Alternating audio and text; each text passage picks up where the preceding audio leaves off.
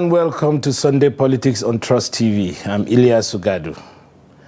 Tonight, we begin with the just concluded Anambra governorship election, where INEC declared Governor Charles Soludo of the ABGA as winner after polling 422,664 votes.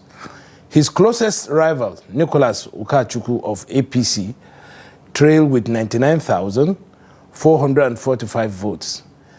The election was seen as early test for the new INEC chairman, Professor Josh Amupiton, and a measure of ABGA's political strength under Soludo. It also tested the influence of Peter Obi, who backed Labour Party candidate George Moalu. Moalu, however, finished a distant fourth with just over 10,000 votes, following a split within the Obidient movement. We look at the conduct, outcome, and challenges of the election and what it says about Nigeria's future democracy. Our crew in Awka and political analyst Ikenna Azomchine will join us shortly for analysis. Later in the program, we turn to the growing diplomatic tensions between Nigeria and the United States following Donald Trump's renewed threat of military intervention over alleged attacks on Christians in Nigeria. While the remarks have drawn mixed reactions, global voices are calling for respect for Nigeria's sovereignty and deeper cooperation in tackling terrorism. We'll be speaking with Lawrence Freeman, a researcher and international affairs analyst who joins us virtually from the United States. Good evening. Thank you very much for joining us.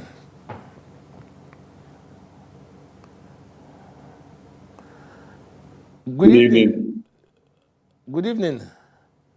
How's the mood there in Awka? How is the mood there in Awka? Can you hear me? Yeah, I can hear you. Can you hear me too? We are celebrating. Sorry, what did you say? People are, going about their businesses excited. And what about the governor? How does he feel? Has he been able to talk to the people of Anambra State or about the victory, about his... Well, we have been busy. We have been busy celebrating. I think he made a statement in his hometown. I'm not very, I'm not preview of his appointment, but I saw he made a comment a while ago. But we have been celebrating since yesterday. Haven't seen the results from different polling units on ground. That could change as we get closer to... Yeah, well, everybody has been looking forward to this election because, first of all, it's the litmus test for the new INEC chairman, Professor Amupiton, and also for the fact to see how far, the Obidient movement will carry itself, would turn out and would challenge the ABGA party in Anambra State. But it seems to have gone the other way. So what can you tell us about the developments? How did this turn about? What are the factors that made this? Well, we've always made it clear that Peter Obi enjoyed wilder support from Anambrarians across party lines. And being that Obedience, Peter Obi had imbibed in us that, value of, looking critically. Hello? Into human beings and assessing their competence and the good job we are seeing. And all this we found in Soludo. So the Obedience are not really divided. The Obedience had earlier on made it clear to Mr. Peter Obi that Mogalu would not fly. It was even as early as this year, beginning of this year. So Obedience in Anambra made it clear, but it looks like, our principal didn't really understand us. So I'm sure by now he sees clearly that the Obedient network is not the Labour Party affair. It's an organic movement that is there to follow anybody that possesses those qualities that we are looking for. So how was the election conducted? Was it free, fair, and up to the standards of democracy that we expect? Well, from my point of view and from those other people, evidence in my quarters, we are very proud of the INEC chairman because he has shown that the beavers could work and people can get to the polling units on time, except from some areas where, instability and some other factors mark the quick arrival of the voter, the INEC staffs. But I can assure you that the INEC chairman got a pass mark, more than a pass mark. He did well, and we give him kudos. Okay, well, Moalu, the candidate for the Labour Party, in the election, alleged that there was a lot of vote buying and underage voting. Is that accusation valid enough? What do you want somebody who is losing to say? He must look for excuses. We Obidients didn't see him do the right things. We knew he doesn't have the capacity to move the Obidients because he was never obedient anyway. He just came from somewhere, and we Obidients were very practical. Peter Obi enjoyed the support of the Obidient network because of his presidential ambition, and he was, he gave us all the values we are looking for. But in the governorship, we didn't see anyone that matched Soludo. So Obidients are honest, organic people that use their funds to support who they love. And that has played out in Anambra. It's very simple. Okay, well, let's turn to Peter Obi. Well, we've always, believed that Peter Obi has some considerable weight in Anambra and even Southeast politics.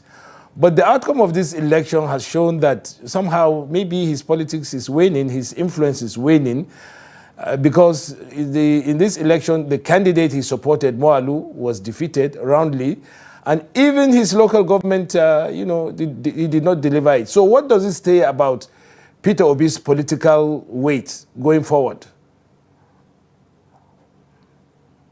Well, the loyalty we have for Peter Obi is not transferable. The loyalty to Peter Obi is when he is running for an election. Moalu is not Peter Obi.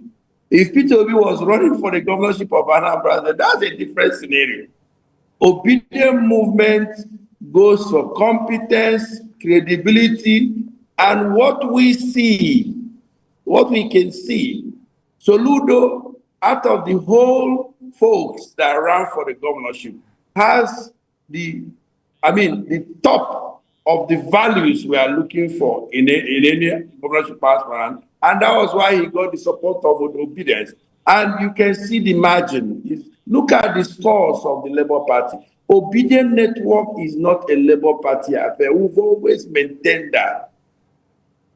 Well, some people believe that this party, this election results or, triumph by Professor Soludo is just, a dress rehearsal because there are allegations that, he will soon join the APC and that this was just, a statement of intent so that when he wins and wins big as he has done, he will be welcomed eventually into the APC. Is there any truth in this allegations and this, assertion?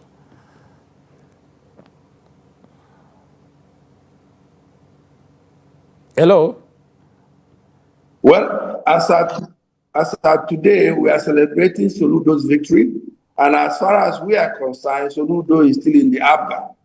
So when he does do that, then that's a case for another day. But for today, we are enjoying the margin, the winning, and the aura in Oka is that of victory.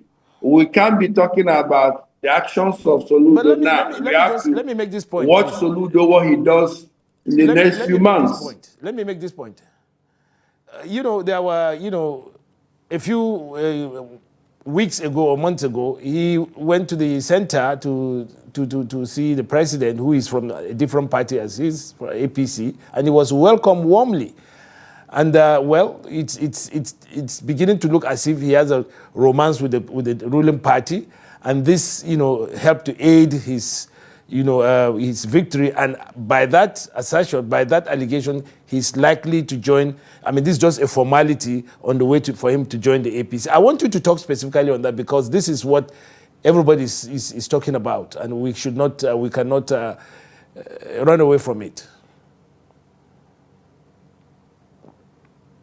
Let me be very clear here. The Obidients network, the Obidients General, the Obidients that are working with me, we are not going to discuss Governor Soludo's movement, because as of today, the basis of our support is in the Anambra polls, which he has won today. We are not going to dwell in his future plans. We are Obidients, and we have supported competence and credibility. And we give thanks to those Obidients who listen to us, and we have shown clearly that the slogan in which Peter Obi had imbibed in us, the values are not transferable. When Peter Obi is running for president, that's something else. Then Obidients will take their decisions.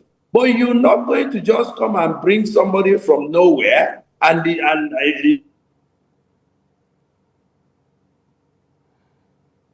Hello. So we have the balls to tell Peter Obi, hey, you are goofing here, which they say we are goofing, but the polls have shown now who goofed. The young man who came the last time when I was here, Mr. Kingland, said that Obidients General knew he goofed. I think he should be covering his face in shame, because the Obidients has spoken and Anambrans have spoken. In my ward, the Labour Party got 1 vote, where we have Obidients. It's not rocket science that Obidients are smart people. In Anambra State, George Moghalu was a go away for us. We didn't want him, and we told him when he came calling for us, we made it clear that you are not obedient and we will support you. Okay, well, are you not afraid that the acts of the Labour Party, the other faction of the party, will, come for you because you had done what looks like anti-party, and that you might be punished, your group might be punished for what you've done in the just concluded Anambra State elections? Which Labour Party? There is a lot of confusion. Are you talking about the Labour Party of Leonard Usman or that of Abure? I don't think your Labour Party has a structure at the moment. We want to see a Labour Party that has put themselves together and come with unity. Obidients movement will not be, led to be floating. We have made our case clear in Anambra. In another state, whatever we did in Anambra, we can do it in any state of the Nigerian country. Obidients are organic people, and they are ready and smart enough at any time to go to our principal and tell him what we think. In Anambra, we give ourselves kudos for what we have done, and we stick by it. But why didn't you guys at least sit down, and look at what has happened in Anambra State, and if there is any need for you to mend fences so as not to further polarize the Labour Party and to make Peter Obi's chances of political, growth, to make his chances, to grow, because right now Peter Obi has been given the short end of the sticks by you, and it's a very serious development for him, because in the event that he doesn't get the kind of support that he's getting from his home state, then that will make his his national outlook very, very weak indeed. Let me say it here, because a whole lot of folks think that Obidients General and team, what have you done? From the onset, we went to Peter Obi and made it clear to him that he should not support any aspirant in Anambra, because all across party lines in ABGA, 80% of ABGA Obidients voted for Peter Obi. It will be unfair for me as Obidients General to overlook those folks. And we made this clarity, these assertions very clear to our principal. I don't think he has any problem with what happened in Anambra because he knew it was going to happen. So, well, while we're trying to, link up with our correspondents who are on ground in Anambra State to give us more updates on this, I would want to ask you a further question. Now, you have established yourself as some kind of, people will look at you as some kind of floating movement that offers its strength or offers its support.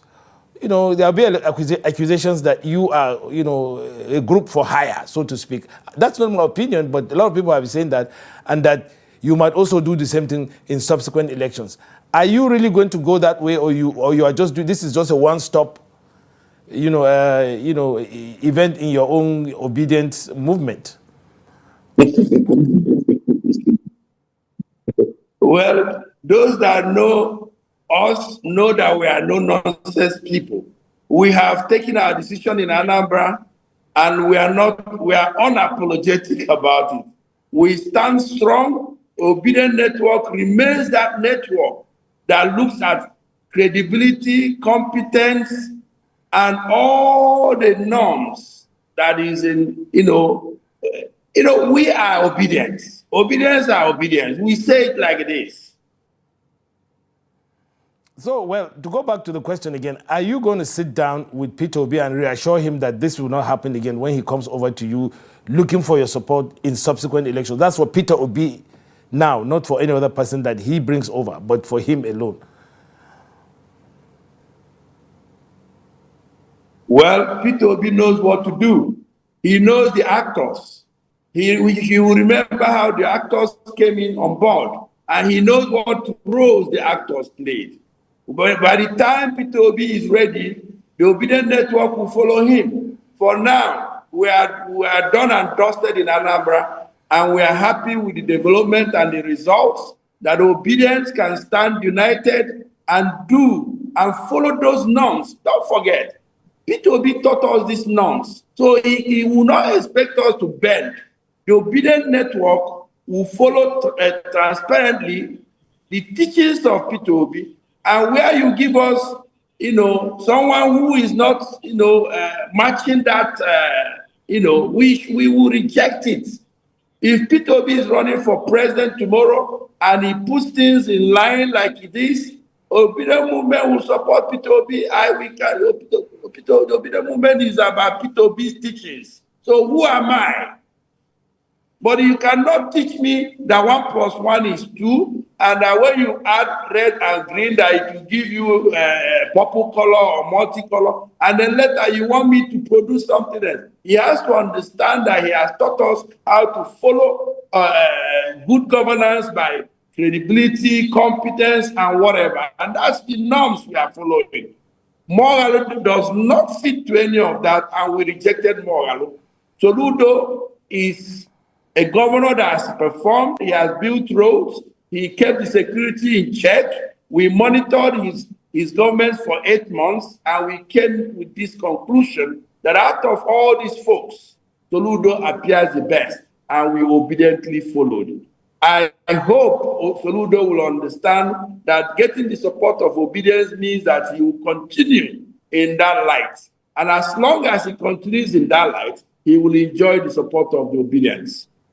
Well, a lot of people believe that what you have done, the obedient movement, that is, in Anambra State, is like a shot across the bow of Peter Obi, because he was ruthlessly, he really didn't do well, because even his local government, you could have decided, okay, we would at least allow him to have a local government so that it could be a turning point, a bargaining point. But right now you have virtually, wiped out Peter Obi in Anambra State. And how are you sure that you are not going to be, expelled from the Peter Obi movement and find yourself homeless politically? Because now you are talking from one side. I think they'll be making the matter worse if they try that, because we forewarned them before we took this action. The Obidients General and team are people in the movement who are the drivers of the movement. There is no way we will drive the movement to the mud. We have invested enough time, money. Don't forget, I was in the Boronu, Baga axis, and Jigawa, and named them during the 2023 campaign. We did that with our resources. We made the northern Nigeria know P2B. We did this so that P2B will understand those values that we have. We are not going to let those values diminish. And also recall, we are those Nigerians who are tired of the old system. It's not completely obedient movement. We found obedient movement as the right umbrella to shield us to be able to, carry out our activities. If tomorrow we see anyone who will give us the same, the obedient movement will continue anyway after P2B. If P2B, for example, is late today, I'm not saying he's dying. If he dies today, those norms he has imbibed on us will continue to live with us. We want a new Nigeria, and a new Nigeria comes to anybody who is doing the right things. If tomorrow the government of the day is doing the right things, and we see the government of the day is doing the right things, we will say it. We are not stupid people. We are learned young people and middle-aged and old people who value things based on the norms. Okay, thank you very much. We now link up with our correspondent in Anambra State, John Chuks, to give us further updates on what evolved yesterday and today. Thank you very much for coming. We wish you greater luck, obedient movement, and congratulations.